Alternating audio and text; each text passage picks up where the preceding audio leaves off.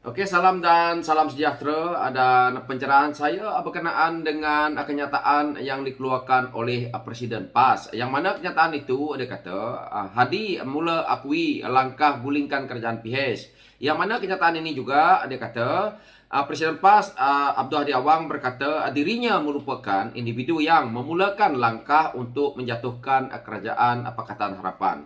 Saya tidak nak apa sebab dia nak menjatuhkan kerajaan Pakatan Harapan itu. Tetapi satu perkara yang saya lihat daripada kenyataan yang dikeluarkan oleh Presiden PAS ini, sudah jelas bahawa Presiden PAS ini mengkhianati kepada negara.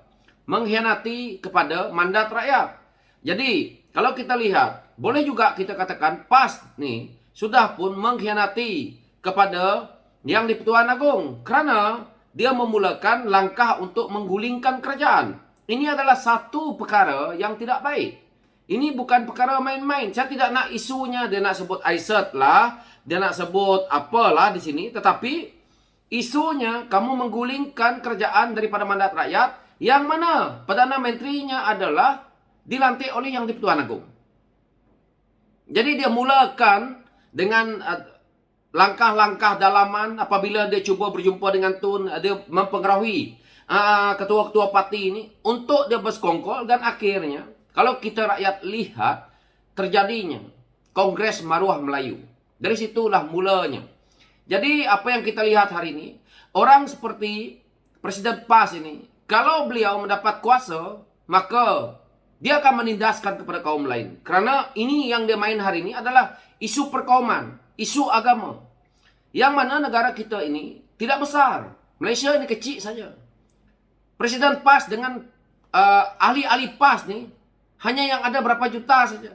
Untuk kita nak menyuarakan pandangan-pandangan yang dangkal seperti Presiden PAS ini. Kalau kita lihat apa yang dikeluarkan oleh Presiden PAS ini, jelas tidak merujuk ataupun tidak kita lihat kepada ke arah keharmonian kaum.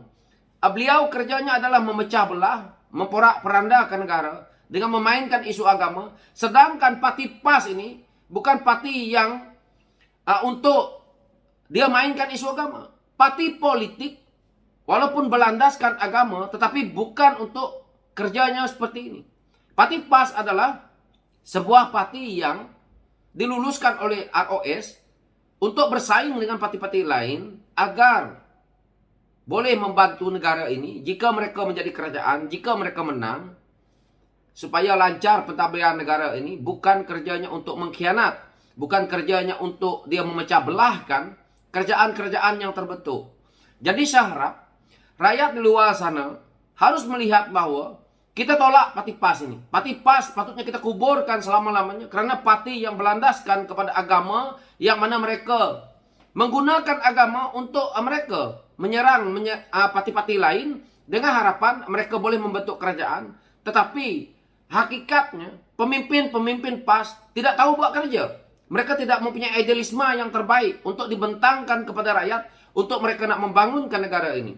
Jadi itu yang saya boleh lihat, bahawa kenyataan-kenyataan dia yang selama ini apabila dekat pilihan raya ini berbaur kepada perkauman, berbaur kepada keagamaan. Saya lihat juga apa yang dia dakwa di sini, bahawa parti seperti PH yang dia katakan sebagai anti-Islam, ini adalah satu tuduhan yang melulu, tuduhan yang betul-betul jahat, berniat jahat. Saya harap selepas ini, selepas pilihan raya ini, pihak Pakatan Harapan boleh mengambil tindakan kepada Presiden PAS ini. Kerana tuduhan-tuduhan dia hanya untuk nak memenangi kursi, hanya untuk dia nak mengekalkan kuasa dia. Kita perlu saman, kita perlu ajar pemimpin yang seperti ini. Kerana saya rasa pimpinan seperti Presiden PAS ini, saya dah lihat mungkin kerana faktor tua ataupun kerana memang dah nyanyuk, sepatutnya orang seperti ini sudah tidak lagi perlu ke politik kerana pemikiran dia terlalu pada saya jumut, terlalu sangat resis dan tidak membawa apa-apa faedah pun. Kenyataan-kenyataan yang kita lihat seperti ini adalah satu propaganda yang tidak lagi dilihat oleh anak muda. Yang anak muda tidak akan mahu lagi untuk melihat ke arah parti-parti yang dilihat sebagai resis, memainkan isu perkauman dan agama ini.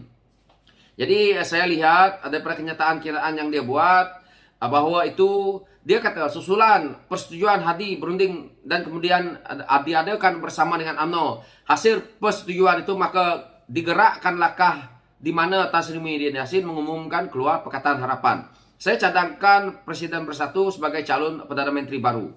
Kita lihat hari ini apabila dia keluarkan kenyataan seperti ini, apabila dia membongkar rahsia dia, maka kita tahu bahawa Presiden PAS menghasut Tan Sri Muhyiddin Yassin agar keluar daripada Bersatu, daripada Pakatan Harapan. Akhirnya dia buat plan bersama dengan UMNO dan dia buat plan agar Tan Sri Muhyiddin Yassin untuk menjadi Perdana Menteri. Tetapi hakikatnya hari ini, kerana Presiden PAS gilakan kuasa, kerana Presiden PAS rasa bahawa kerja yang dia buat ini betul, hari ini yang susah rakyat. Kita lihat dalam satu masa ada 3 Perdana Menteri. Perdana Menteri yang berlainan-berlainan parti. Akhirnya nilai mata wang kita jatuh. Akhirnya yang merasakan kepahitan di bawah kerana inflasi itu berlaku adalah rakyat di bawah. Presiden PAS membentuk kerajaan pengkhianatan ini, akhirnya dia mendapat imbuhan. Yaitu apa? Dia mendapat jawatan lantikan, yaitu duta khas bertaraf menteri yang mengaut gaji puluhan ribu, mungkin ratusan ribu, dengan faedah-faedah yang dapat daripada kerajaan. Dia juga mendapat geraran Tan Sri daripada hasil pengkhianatan ini. Kita rakyat apa yang kita dapat? Saya tidak nak dilihat sebagai mencemburui ataupun dengki dengan apa yang Presiden PAS ini lakukan. Tetapi rakyat harus lihat bahawa disebabkan gila dengan kuasa, akhirnya dia membuat perkara seperti ini. Yang sakit adalah kita rakyat. Jadi kita rakyat harus melihat mana parti yang kita nak sokong, siapa dia pemimpin sebenarnya. Bukan seperti parti PAS yang memainkan isu-isu seperti ini hanya untuk mengaut keuntungan pribadi.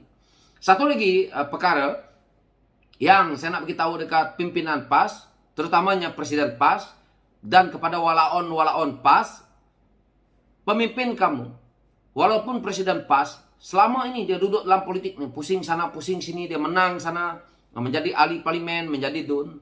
Kau ingat itu adalah duit daripada hasil mak bapak kamu. Itu adalah hasil daripada duit rakyat.